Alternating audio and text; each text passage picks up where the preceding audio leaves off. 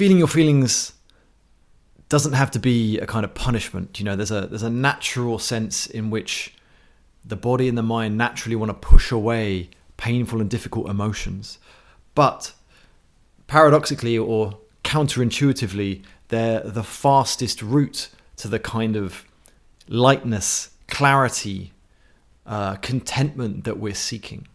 The reason for this is that when we feel our feelings, there's a transformation of mind and body that happens that doesn't really happen by any other means. This is because our mind and body and our sense of reality as a whole, like who I am, who other people are, how the world is, one of the reasons it is the way it is to defend against those painful emotions. So the mind might project them outwards, the body might tense to defend against them. We might have a sense of the world as being unsafe or threatening, and that's actually to keep us protected from them. So as an example of this, imposter syndrome, that's when I have a sense of myself as not being good enough, maybe a sense of other people around me. Say I work for a company, it's like, okay, the rest of my team are better than me, and a sense of the broader environment or context, maybe the company you work for, as a sense of, you don't really feel safe in that environment, like you're going to get found out or exposed in any moment. But what's really driving that deeper down is a sense of shame. There's a deep unconscious feeling of shame that feels really painful or even unsafe to go towards and to feel. And so the mind protects against it by creating this sense, okay, I'm not good enough. There's a belief and identity that comes online. A sense of the other people, we're creating a sense of them as better than us. That's how, no one's making us do that. Our mind is creating that sense. And the same with the company as being maybe an unsafe environment. And that's the way our sense of reality is protecting us from this feeling. But if you actually go towards that shame, you learn to feel it and process it, then these ways of understanding ourselves and the world can relax. They don't need to be that way. And so this is, when you start to do that, this is where the freedom and the transformation comes in. You no longer have this sense of yourself as maybe not good enough, and the sense of others as better than you, and the sense of the company is threatening, because that sense of shame is gone, and it's no longer this filter through which we're seeing reality. That's why this stuff is so important. And it's very difficult to do this. Like I said, we naturally move away from these things. So there's no shame at all. There's no judgment here for any of us doing this. It's just that it causes more suffering for us in the long run. So it's worth talking about.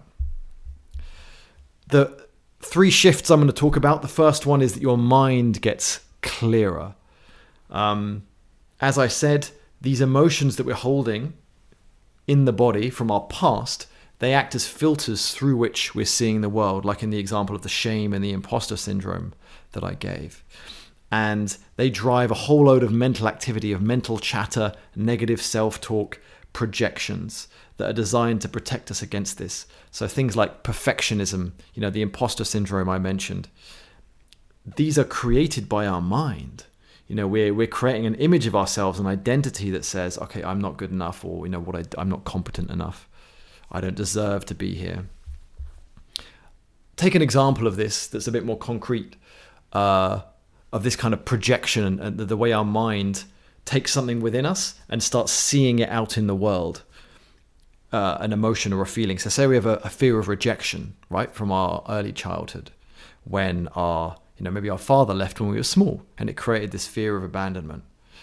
Say you text a friend a message and they don't reply. It can create this sense of, I've done something wrong, or they don't like me. I've done something to offend them.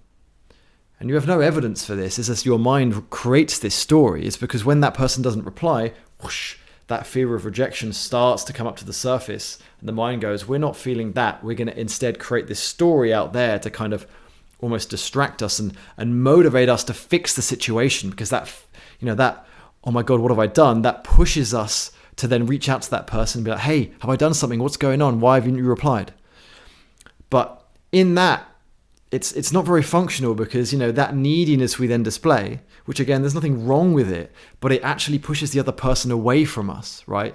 And we're seeking that connection, but our need for it actually pushes the other person further away. So if we actually learn to feel that fear in this example, like feel and be with that fear of abandonment, which again, that's not an instant or overnight process, but then that projection is no longer needed. And so the mental chatter starts to die down around it. And if your friend doesn't reply, you go, they haven't replied. I don't know why. We'll find out. It'll be okay. You know? And this goes for many of the mental patterns that we have. And so almost like each mental pattern has an unconscious feeling associated or connected to it. And as we feel that through, it relaxes. Second big shift that happens is that your body will become more open and safer, because physiological tension is one of the main ways that your body protects against painful or threatening emotion. You may have noticed sometimes when you feel like you're getting angry, you start to get really tense, or if you're afraid, you know, the tension isn't necessarily the anger. The tension is the protection, the muscles physically tightening to hold the anger down and in. Or, you know, you might notice you grind your teeth at night, or that your jaw's really tense. Again, this is places where we store and defend against anger. And we find then that we can't relax no matter how many massages you go to, how many sauna sessions. There's never a deep relaxation because your body can't let go, or those feelings will come to the surface. So for me, as a personal example, I used to pace incessantly. In my house, I used to just pace. There was a circuit I could do around the house on the ground floor, and I'll just go round and round and round. Or later on in my 20s, I was an alcoholic, and the way I would drink was whatever city I was in, I would just walk for hours, drinking cans of beer, and just walking, because it was the only way I could try and dissipate some of this energy. It was just by walking for hours at a time and drinking, because my body was so tense. And other people find, you know, they grind their teeth when they sleep, or you can't sleep because you wake up and your body's really tense. And this is all, or a main reason for this is the tension against the body. And you'll find that actually as you learn to feel into what's underneath those tensions and to process and feel those feelings, that again, in the same way as with the mind, those tensions don't need to be there anymore. There's nothing to hold in, so they start to really relax. And for the first time in your life, you can experience like a true relaxation where things permanently relax. I no longer pace anymore or go on these really long walks that feel really forced and agitated.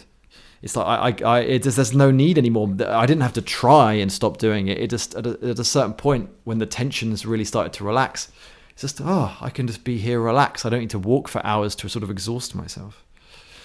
And you find you get fewer psychophysiological symptoms as well. So, you know, migraines that you're having might, you know, be less, because they're kind of these physical tensions that are protecting against emotion, or poor digestion, chronic pain. These kinds of things can reduce when we start to feel our feelings. And a real bigger benefit is we just feel more open in the world. The body is relaxed and open, and we can connect more to the world and to other people, which is beautiful. So that we've got the mind starting to relax and the body starting to open. And this is what we really, really want, you know, at a deep level. We don't really want like approval from our boss. Like when it comes to imposter syndrome, we don't really want our boss to be like, hey, thumbs up, Ben, like you did a great job on that report or whatever. That doesn't really feel good. We want actually the relieving of that burden of the shame or the fear and the tension. Like this is what's really causing our suffering. It's this really intimate, immediate pain in the body and the mind, which is the interface through which we experience everything else. And when that starts to lift and open, everything else becomes light. It's like, there's just a relief. And this brings us to the third one, which is that we start to live in a way that is more authentic and connected and spontaneous. Life starts to open up, because the body and the mind being so tense and tight, and the projections, these are all survival programs, survival conditioning that we've just been running our whole lives. And it's really repetitive and robotic. It just robotically fires the same things over and over again. They're mad with me. They're mad with me. They're mad with me. Or like tense, tense, tense. Your mind and body are just repeating these things over and over to try and just continuously shove down these feelings. And then we don't feel very authentic. We're not acting spontaneously from what we really want to say and think and do, but rather we're acting from these conditioned survival mechanisms, which aren't really who we are. And life's very unsatisfying from that place. Again, it's all totally innocent, but it just doesn't feel good, you know. And there's a sense that if I really open up, if I just expose myself to, you know, my true thoughts and feelings and just let people know, if you feel very exposed. And maybe historically, when you were a child, when you were vulnerable, you know, maybe that got shut down, and so you've learned to cover it up. So it just feels so scary to be ourselves that we just, you know, it feels impossible to go there. Again, an example of this, you know, in my life, there was a periods of time where I've really isolated myself.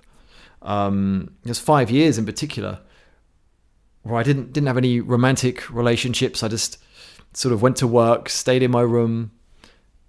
And it was a necessary phase in a sense. I was doing a lot of meditation and trying to learn these skills of feeling my feelings that I'm now talking to you all about. But I could see at the end that isolating myself was how I was staying safe. It's like, if I'm just by myself alone, then I'm safer. With other people, it feels really threatening. I'm anxious.